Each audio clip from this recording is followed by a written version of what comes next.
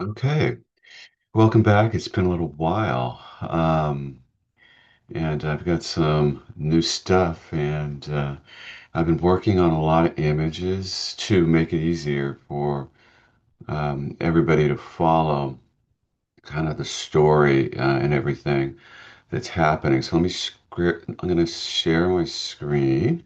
I'm excited to get back to giving you more information. Okay, so there it is. So let me pull it up and let's get going. I know it's been a little while, but I guess it's really exciting and discoveries, things that I can remember that can come back and I can share with you some of this information. So let's get into it. Thank you for being here, but this is going to be a wonderful ride, and I'm so glad if you're tuning in that I can actually share this information with you. So I'm going to make it about a 10 or 15-minute video. I'm going to do some review as we go through. And so let's go ahead and get started on this.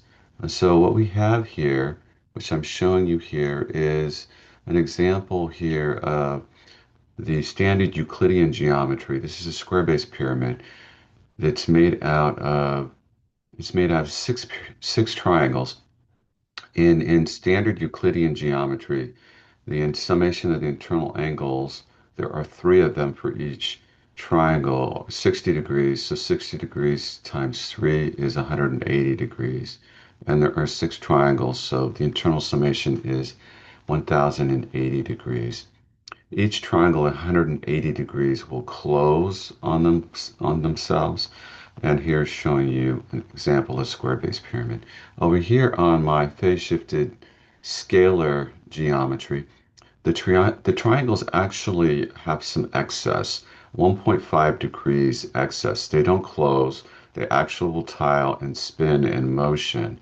But this is the same concept. Six triangles at 180, 1.5 degrees gives you a internal summation here of the Great Pyramid at 1089 degrees. So you can see it's a plus 9 degree shift that you're seeing here. And here's a picture of the the Great Pyramid that is in Giza. This actually is, as I'm looking at it, this actually looks more like the Khafre Pyramid, but they're both very close on the plateau. So it's labeled Khufu, but I do believe this is Caffrey. All right, so let's continue on because that's not the significant aspect of this right now. As you remember, I developed a grid, and this is an invisible grid. It's etheric lattice. I'm showing it here with three concentric rings and with the radial lines. This is what I believe is Nikola Tesla's 369 connection. And I have the scalar circle here at a total of 363 degrees instead of 360. Again, this is a scalar geometry, not Euclidean, phase shifted by 3 degrees. And then you can see I have 11 intervals that are broken into 33-degree. These are angular intervals here, 33, 66, 99. This is digital root 6, 3 plus 3, 6 plus 6 is 12 or 3, and this 9 plus 9 is 18 or 9. And you can see how it goes around. And it looks like the orb web, and this is a picture of Nikola Tesla in front of his impulse coil. So this here has a lot of information that's on it, but a few things you can see up this central radial, there's 1089, and actually all of the 1089 multiples fall on this radial. So I've been really interested. We went to Luxor, Daniela and I. Took we went into Luxor and took some photographs. And this photograph is of Seshat or Mott. And what I want to do is I want to focus in on this seven-pointed crown-like structure that she has on the top of her head. So this is here, you can see it. Here she is, a whole bunch of like pentagrams on her clothing, very interesting. And if you look very closely, it looks like you have this kind of almost a half circle above it. And then if you look really closely, most people never see this. I believe this is an embedded a five-pointed star inside of a seven.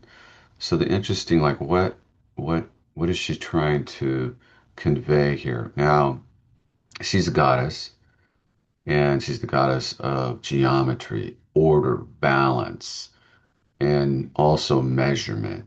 Incredibly important goddess.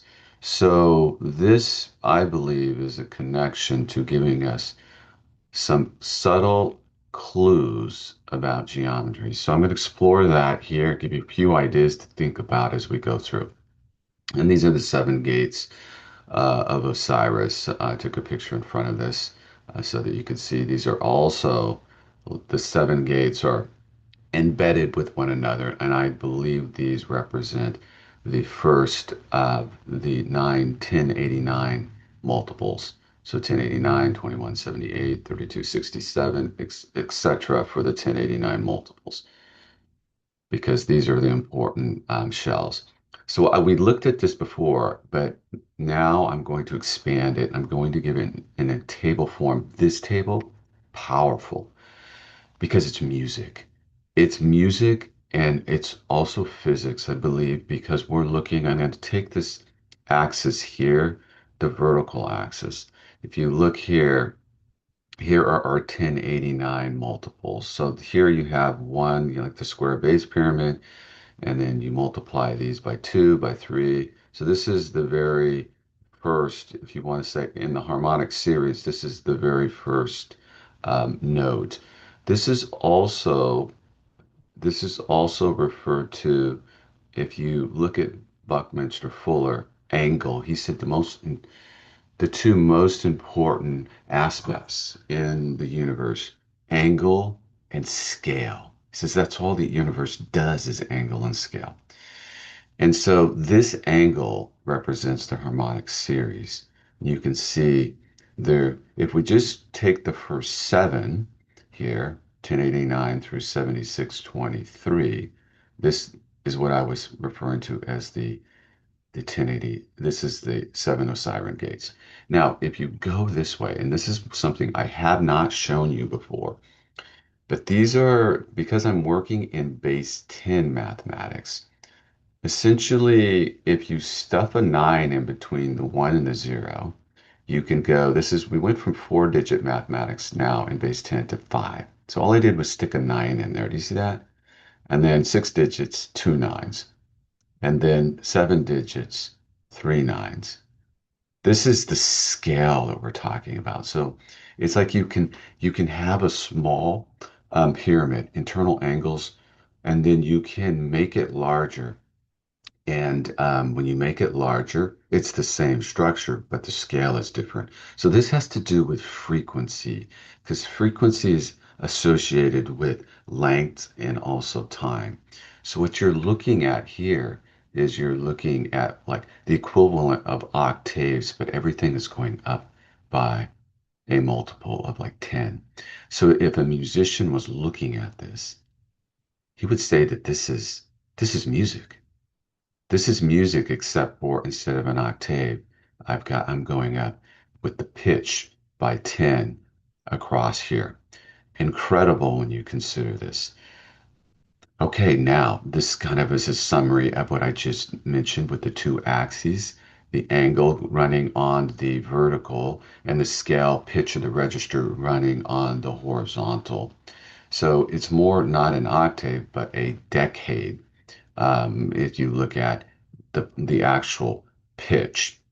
So this is incredible when you consider this. And of course, we see because I'm in a whole number system that's rational, we can see you can see everything that you'd see in normal music popping up here in this system.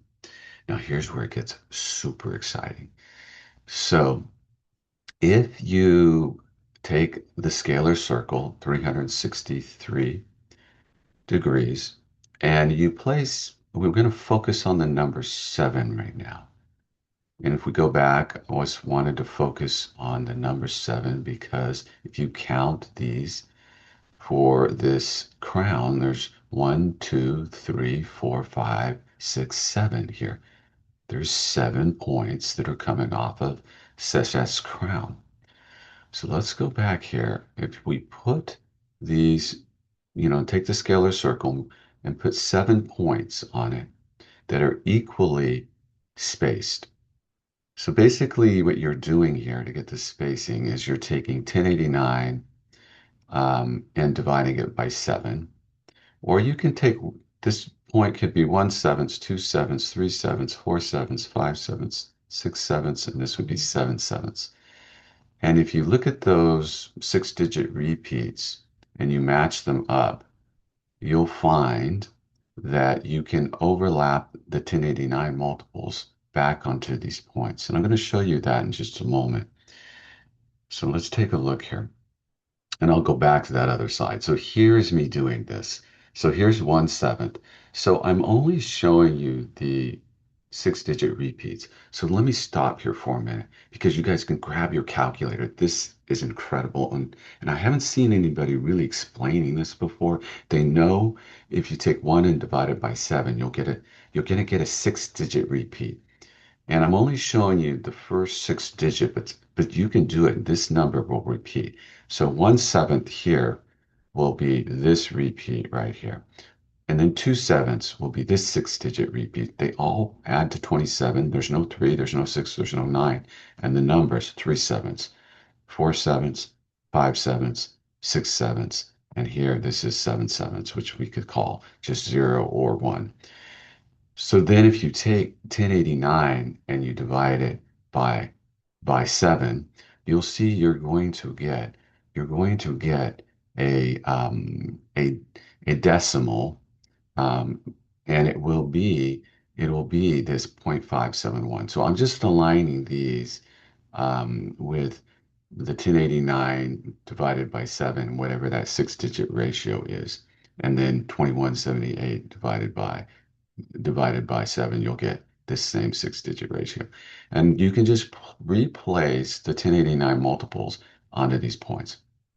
And then if you just go through the gates like you would normally do, 1089 to 2178 to 3267, 4356, you're going to get a 7-pointed star. So this is a heptagram. This is a heptagram. This is where n is equal to 4, so 4-digit numbers will follow this path. But here's where it gets interesting. If you go to like where n is equal to 6, now look, I put 2 9s in there, and you do the same thing. Okay, you can do exactly the same thing. Instead of getting the heptagram when you do this, you get this structure, which is like a winding structure that you get. That's interesting. I've done it for n equals 5. It's actually a heptagon. In fact, I checked the numbers all the way up where you can have 10 digits, where n is 10. And so you got all these 9s on the inside, 11, 12, 13. There's only 3 patterns that come out of this. And let me show you what those patterns would be. Let me go back. Here they are. Now I'm just showing you this for up to 9 digits. You can take it further. This is an amazing thing. So the pattern for 4 digits is what I've been focused on, is a heptagram. 5 digits, this is a heptagon. This is a winding structure that you see, and then you get a repeat of it with 7 digits. Here's where it gets interesting. 8 digits, if you divide this number, 10999989, if you divide these multiples by the number 7, you get a whole number. There are no decimals. Whole number integer, full collapse. So this is this is what you would have the equivalent of the collapse of the structure back into the singularity. That has to be important, incredibly, and it's happening with eight digits. So let me show you. This is the four, n is equal to four. I've already shown you this particular slide. And then this is for n is equal to six, five. Okay, you can go through all the math on this and you can check this yourself. This is where you get perfect. This is the division. There's no six-digit repeat. It's a perfect division with the number seven. Whole thing collapses. Incredible. Hmm. Now, there's something else here that's hidden, and it's hidden from the heptagram. You can actually look at the heptagram, and I can act on another axis. I can actually reduce it down to this pentagram. So a five-pointed structure. I can go more into that, but I can show this does exist. Now, if you remember where we started with this, look at this. So this could be one of the examples of where this is coming from. So we're potentially looking at this this math that is hidden here. Now, I'm going to leave a big teaser because there's something in that a number that the Egyptians use. And before I leave you with this number 42. I want you to do a little research on that in the history of the Egyptians, because I have an idea where I think that where that number's coming from or why they're using that number. All right, that does it for today. Anybody, share this channel. We got to get the information out. You guys are going to help me with this. I am not a musician. If anyone sees anything with the numbers and music, please share it with me because this is really our journey along the way. And I'm really excited because I have made a lot of slides to share with you. And this is going to be a wonderful journey. So tell other people to subscribe. I can try to grow the channel and get more people participating and giving their important information as well. All right, until we talk later, gotta go.